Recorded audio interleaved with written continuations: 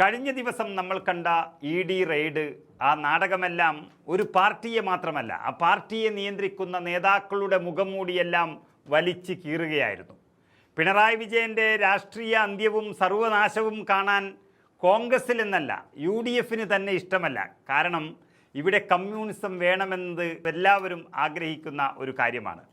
എന്നാൽ പിണറായി വിജയന് ഇത്രയും വലിയൊരു ഷോക്ക് അല്ലെങ്കിൽ പണി നൽകിയിരിക്കുന്നത് മറ്റു പാർട്ടിക്കാർ എന്ന് വിശ്വസിക്കുന്നത് ശരിയല്ല. അത് പാർട്ടിക്കുള്ളിൽ നിന്ന് തന്നെയാണ് എന്നുള്ളതാണ് സത്യം. ഇന്നലത്തെ റെയ്ഡിനിടയിൽ ഏറ്റവും പ്രധാനപ്പെട്ട ഒരു കാര്യം ജനങ്ങൾ ചർച്ച ചെയ്തുകൊണ്ടേയിരുന്നു.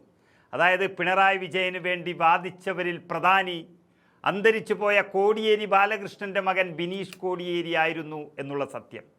അദ്ദേഹം ഓടി വന്നു പിണറായി വിജയന് വേണ്ടി അദ്ദേഹത്തെ രക്ഷിക്കാനുള്ള എല്ലാ വഴികളെക്കുറിച്ചും മാധ്യമങ്ങൾക്ക് മുന്നിൽ ചർച്ച ചെയ്യുകയായിരുന്നു. എന്നാൽ വളച്ചുകെട്ടില്ലാതെ കാര്യങ്ങൾ പറയാം. അതായത് ഇന്ന് പിണറായി വിജയനെതിരെയുള്ള ഈ കരുനീക്കങ്ങൾക്കുള്ള മുഴുവൻ സഹായവും ചെയ്തു കൊടുക്കുന്നത് ബിനീഷ് കോടിയേരിയാണ് എന്നുള്ള സത്യമാണ് വെളിപ്പെടുന്നത്.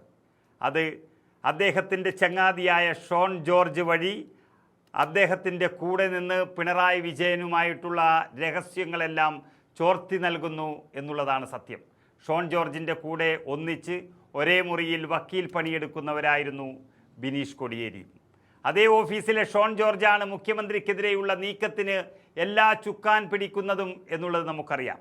അപ്പോൾ കമ്മ്യൂണിസ്റ്റ് പാർട്ടിയുടെ ഭരണയന്ത്രം കൈകാര്യം ചെയ്യുന്ന പിണറായി വിജയൻ തൻ്റെ പിതാവായ കോടിയേരി ബാലകൃഷ്ണനോട് ചെയ്ത മഹാ അപരാധം അത് കേരളത്തിൽ ചർച്ചയായി കൊണ്ടുവരുന്നൊരു സമയം കൂടിയാണിത്. ആ സമയത്തു തന്നെയാണ് യഥാർത്ഥ പാർട്ടി പ്രവർത്തകരെയെല്ലാം പിണറായിക്കെതിരാക്കി മാറ്റി അവസാനം ED റെയ്ഡും കൊണ്ടുവന്നിരിക്കുന്നത്. തക്ക സമയത്ത് അവിടെ എത്തിയ കോടിയേരിയുടെ മകൻ തന്നെ പിണറായി വിജയൻ ഐക്യദാർഢ്യവും പ്രഖ്യാപിക്കുകയാണ്. ബിനീഷ് കോടിയേരിക്ക് പാർട്ടിയിൽ നിന്നും കിട്ടിയ പല വിഷയങ്ങളും രഹസ്യങ്ങളും എല്ലാം അദ്ദേഹം ഷോൺ ജോർജിന് കൈമാറുന്നു എന്നുള്ളതാണ് ഇപ്പോൾ പുറത്തു വരുന്ന വിവരം. ബിനീഷ് കോടിയേരിയെയും അവസാന കാലഘട്ടത്ത് കോടിയേരി ബാലകൃഷ്ണനെയും പിണറായി വിജയൻ്റെ നേതൃത്വത്തിലുള്ള CPM ഏത് തരത്തിലാണ് കൈകാര്യം ചെയ്തതും ശുശ്രൂഷിച്ചത് എന്നും നമുക്കറിയാം.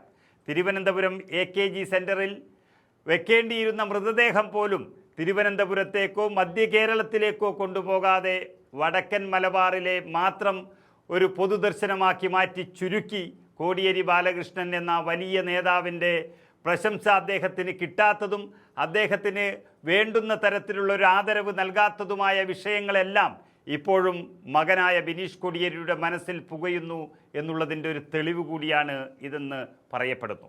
അതുപ്രകാരമാണ് വീണ വിജയൻ്റെയും പിണറായി വിജയൻ്റെയും ജാതകം മുഴുവൻ കയ്യിൽ വെച്ചുകൊണ്ട് ബിനീഷ് കോടിയേരിയുടെ പരിപാടി മുഴുവൻ. ഇനി വരാൻ പോകുന്നത് പിണറായി വിജയനെതിരെ 5 കേസുകളാണ് എന്നുള്ള വാർത്തകളാണ് ഇപ്പോൾ പുറത്തു വരുന്നത്. അതിലൊന്നാമത്തേത് സ്വർണ്ണക്കടത്ത്. നമുക്കറിയാം, മുഖ്യമന്ത്രി ആയതു മുതൽ തന്നെ മുഖ്യമന്ത്രിയുടെ ഓഫീസുമായി ബന്ധപ്പെട്ട് സ്വർണ്ണക്കടത്തിനെ കുറിച്ചുള്ള വലിയ വാർത്തകൾ വരുന്നു. ഇന്ത്യയുടെ പ്രധാനമന്ത്രി നരേന്ദ്രമോദി തന്നെ മുഖ്യമന്ത്രിയുടെ ഓഫീസ് ഒരു സ്വർണ്ണക്കടത്ത് കച്ചവട കേന്ദ്രമെന്ന് ഇവിടെ മൈക്ക് കെട്ടി പ്രസംഗിച്ചതാണ്. എന്നിട്ടും വലിയ രീതിയിൽ ED വന്ന് അന്വേഷിച്ച് ഒന്നും കണ്ടെത്തിയിട്ടില്ല എന്നുള്ളത് കേന്ദ്രത്തിൻ്റെ ഒരു സഹായമായിരിക്കാം. പക്ഷേ ഈ ED ഇനിയും വന്നു കഴിഞ്ഞാൽ പല രഹസ്യങ്ങളും അവർക്ക് ചോർത്തിക്കൊടുക്കാൻ സാധ്യതയുണ്ട് എന്നുള്ളതാണ് വ്യക്തമാകുന്നത്. പിണറായി വിജയൻ്റെ സന്തത സഹചാരിയും അദ്ദേഹത്തിൻ്റെ സെക്രട്ടറിയുമായിരുന്ന ശിവശങ്കരൻ ജയിലിൽ കിടന്നതും ഇതേ സ്വർണ്ണക്കടത്ത് കേസിൽ തന്നെയായിരുന്നു. അതൊരു പക്ഷേ പിണറായി വിജയനിലേക്കും ഇനി ഭാവിയിൽ വന്നേക്കാം. അതുപോലെ തന്നെയാണ് ലൈഫ് മിഷനിലെ അഴിമതിയും. പിണറായി വിജയൻ്റെ മകന് ഇതിനു മുമ്പ് ED നോട്ടീസ് വന്നതും അത് മുക്കിയതുമെല്ലാം വാർത്തയായതാണ്. ഒരുപക്ഷെ ഇനിയും ലൈഫ് മിഷൻ കേസ് വന്നു കഴിഞ്ഞാൽ അതിലും തലയൂരാൻ പിണറായി വിജയൻ അല്പം കഷ്ടപ്പെടേണ്ടി വരും. അതുപോലെ തന്നെയാണ് ശബരിമല കേസ്. ശബരിമല അയ്യപ്പൻ്റെ സ്വർണമെല്ലാം മോഷ്ടിച്ചു കൊണ്ടുപോയത് CPMൻ്റെ ഏറ്റവും പ്രധാനപ്പെട്ട നേതാക്കന്മാരാണ് എന്നുള്ളത് കണ്ടെത്തിയത് ആഭ്യന്തര വകുപ്പ് കൈകാര്യം ചെയ്തിരുന്ന പിണറായി വിജയൻ്റെ പോലീസും അവർ നിശ്ചയിച്ച SIT സംഘവും അതുപോലെ ഹൈക്കോടതിയുടെ മേൽനേതൃത്വത്തിലുള്ള ഡിവിഷൻ ബെഞ്ചുമാണ്.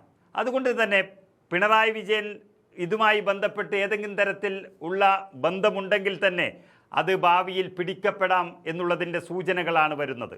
അങ്ങനെ ശബരിമലയിലെ കേസും പിണറായി വിജയൻ ഏറ്റവും പ്രധാനപ്പെട്ടതായി മാറുന്നുണ്ട്. അതുപോലെ തന്നെയാണ് വയനാട് ഫണ്ട് തട്ടിപ്പ്. വയനാട് ഫണ്ട് തട്ടിപ്പിനെ കുറിച്ച് പറയുമ്പോൾ മുഴുവനും കോൺഗ്രസിൻ്റെ ഫണ്ട് തട്ടിപ്പിനെയാണ് പറയുന്നതെങ്കിലും 750 കോടി രൂപ സാധാരണ ജനങ്ങളുമായി പിരിച്ചെടുത്ത് അതിൽ വെറും 150 കോടിയോളം രൂപ മാത്രം ചെലവിട്ടത് ബാക്കി എങ്ങോട്ട് പോയി എന്നുള്ളതിൻ്റെ കണക്കുകൾ പറയേണ്ടി വരും. മാത്രമല്ല 299 കോടി രൂപയ്ക്ക് മുഖ്യമന്ത്രിയുടെ തന്നെ ബിനാമി കമ്പനി എന്ന് പറയുന്ന ഊരാളുങ്കൽ സൊസൈറ്റിക്ക് കരാർ നൽകിയതിൽ ഈ 150 കോടി മാത്രമാണ് ചെലവഴിച്ചതെങ്കിൽ ബാക്കി വരുന്ന തുക ആർക്ക് പോയി എന്നും പാവങ്ങളുടെ പണം എന്തിനു വേണ്ടി ചെലവഴിച്ചു എന്നുള്ളതിൻ്റെയൊക്കെ ഉത്തരം അവിടെ പറയേണ്ടി വരും.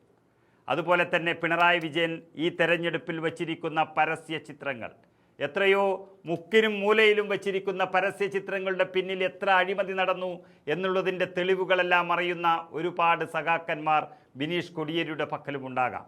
അങ്ങനെ ഈ 5 കേസുകൾ ഏതു നിമിഷവും പിണറായി വിജയനെ തേടിയെത്താം എന്നുള്ളതാണ് ചുരുക്കം.